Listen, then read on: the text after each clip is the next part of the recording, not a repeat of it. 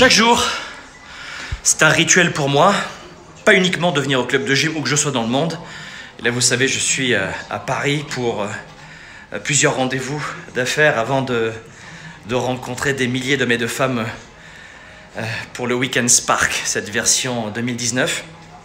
Donc, c'est pas uniquement un rituel que je fais dans cette partie physique, dans ma biologie, dans mon corps, de me pousser tous les jours physiquement, et notamment en allant faire du sport.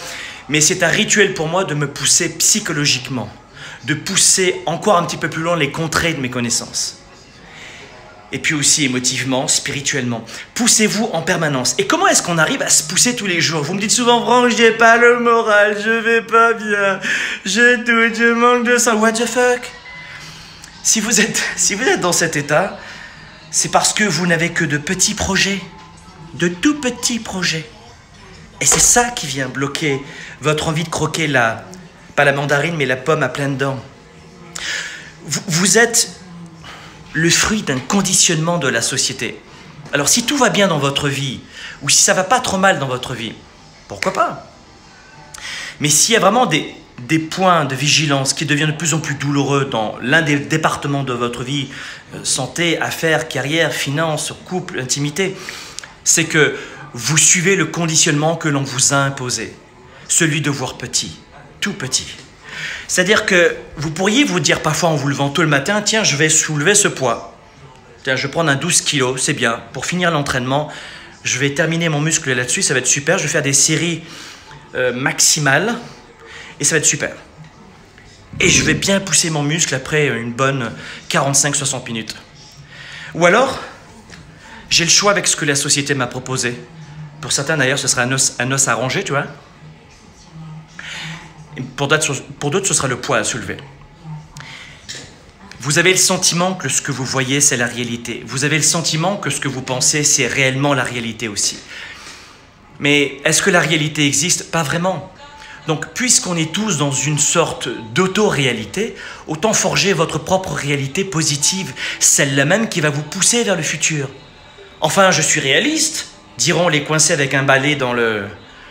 Mais non, mais c'est ta réalité à toi. Moi, la mienne, elle est complètement folle. Vous comprenez ce que je veux dire? Si vous n'arrivez pas parfois à vous lever le matin, c'est parce que c'est ça votre vie. Vos projets, vos rêves, ils sont minuscules. Minuscules. Qui veut d'une petite vie, d'un petit couple, d'une petite communication, d'une petite sexualité, d'un petit salaire, d'un petit train-train? Qui veut ça, à part quelqu'un qui est brûlé, qui est en burn-out, qui n'en peut plus? Et qui, bien souvent, est tombé dans le burn-out parce qu'il avait manqué de sens avant. C'est pas la fatigue physique souvent qui provoque le burn-out. Vous comprenez? Et notamment cette déprime que l'on appelle le burn-out l'hiver, mais la déprime saisonnière, notamment l'hiver, est plutôt due à un manque d'énergie qu'à une pathologie, une névrose, une maladie, vous comprenez? Et il y en a, mais ce n'est pas la majorité. 97% c'est lié à l'énergie, manque de lumière, de vitamine D, d'oxygénation dans le sang, les globules rouges ne transportent plus assez d'oxygène, boum, effet de fatigue. C'est ça l'effet de fatigue dans le corps. Donc, ce n'est pas tellement le surtravail. Quand vous adorez votre travail, et moi je travaille 7 jours sur 7, vous avez le sentiment que je suis brûlé? Parfois je suis fatigué, je dors bien, mais dans la tête ça fonctionne. Mais à la base de tout, et c'est ce que je vais expliquer à tous nos participants au Weekend Spark vendredi, samedi, dimanche prochain, et il me tarde, c'est que hormis le fait que je vais leur dire de quelle façon ils peuvent remettre du sens dans leur vie, ou peut-être du fitness pour le coup avec le jeu de mots, tiens, j'avais pas vu, du fitness dans leur mental et pas uniquement dans leur corps, c'est qu'il faut voir les choses grands. Et quand vous ne voyez pas les choses en grand, quand vous vous dites, tiens, finalement, c'est ça la vie, c'est ça mon projet, une petite maison, un petit couple, c'est parce que, évidemment, on vous a proposé de manger et de boire cette soupe, mais surtout parce que, et si vous maintenez cette croyance, c'est parce qu'elle est confortable. Écoute, c'est super confortable.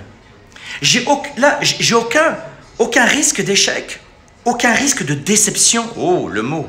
Aucun risque de déception ici, tu comprends?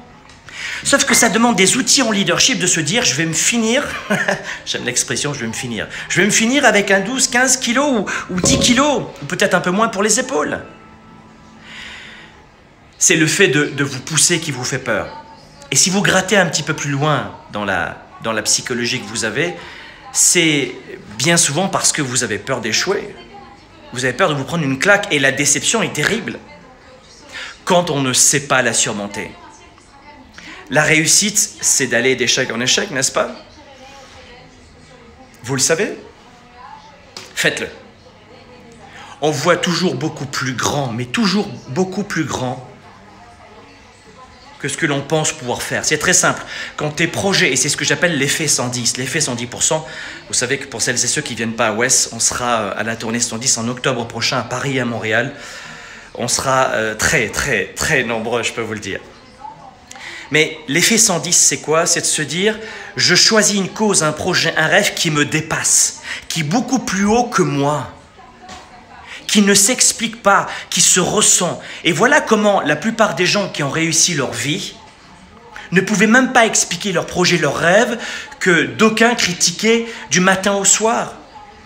Et celles et ceux qui ont réussi avec des projets plus grands qu'eux-mêmes, qui les dépassaient bien plus, mais surtout ils ont cessé d'expliquer ce qu'ils ressentaient, ce que les autres ne voulaient même pas voir, comprendre ou ressentir.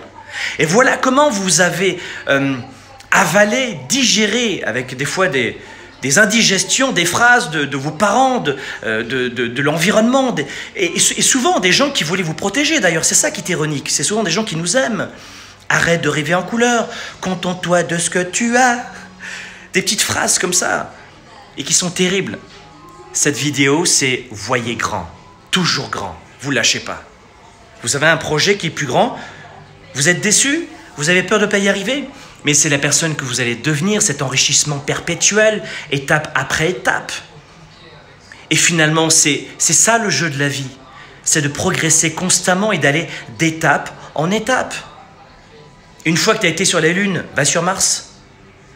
Une fois que tu as compris que ça, c'est exactement ce qu'allait te casser les dents, ce qu'allait te rendre aigri, ça, une fois que tu vas comprendre que c'est ce qui t'empêche d'être heureux ou heureuse à la fin de ta journée, ce qui permet de banaliser ta vie, une fois que tu auras compris ça, tu diras, peu importe si je peux faire que 2 répétitions, alors vous y allez progressivement si c'est physiquement, hein, peu importe, mais vous comprenez la métaphore, mais je l'aurais fait. J'aurais avancé. Et c'est la personne que je suis devenue dans ce parcours où je me suis poussé, où je me suis engagé à 110%. Une nouvelle fois, c'est ce que j'appelle l'effet 110, qui est intéressante et qui va, toi, te rendre fier le soir quand tu vas te coucher. Ayez toujours des rêves, des objectifs et des projets toujours beaucoup plus grands que vous. Et vous serez surpris par ce qui va arriver.